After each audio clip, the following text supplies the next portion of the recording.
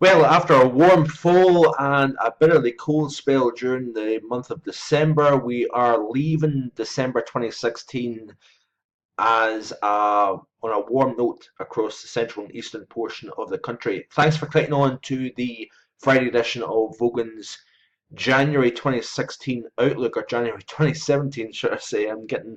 It's going to take a wee while to get used to saying 2017 rather than 2016.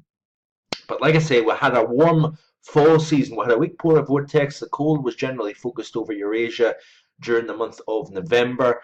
But then the tides changed. They turned around and we've seen Europe warm, but North America chill out significantly here. And as we leave the month of December, it looks as if it's going to be on a rather mild note across the central and eastern portion of the country. The cold air has then pulled away back up to the north once again. But does that mean that all is said and done with regards to the winter? No, not by a long shot.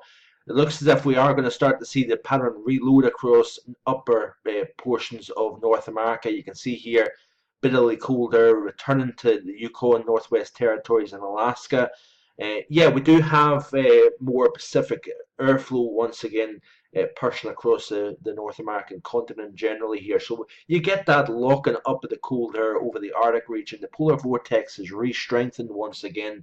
The westerlies are more dominant as we leave this year and begin next year. But as we start to push into the middle part of January, it looks as if the CFSV2 starts to show significant warming, significant ridging, returning to Alaska, and the cold that reloads up over northwestern North America looks as if it may get shoved back into the lower 48 here. So it does look as if we're going to return to a significant spell of cold weather here. Maybe not as extreme as what we've seen back in December, but it does look as if we may have something interesting towards the middle portion of January here, because we're going to start to build heights across Greenland, Alaska.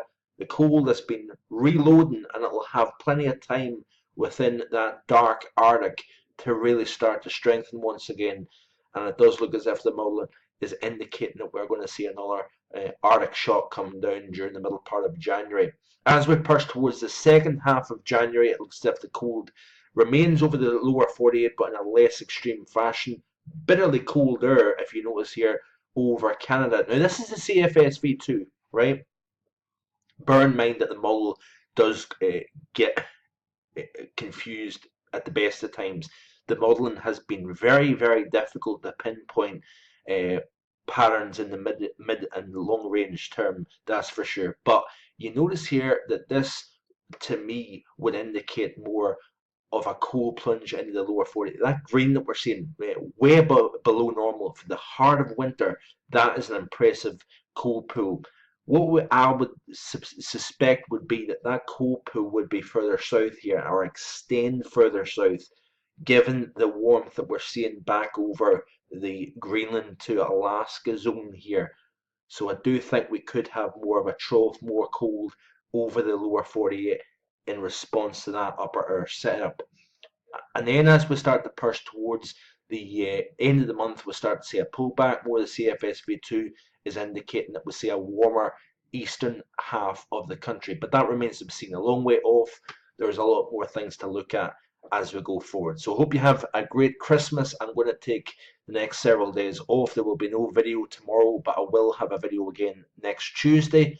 But there hopefully will be a brief post tomorrow, just no video. So hope you all have a great Christmas, and I'll be back again next week. Bye for now.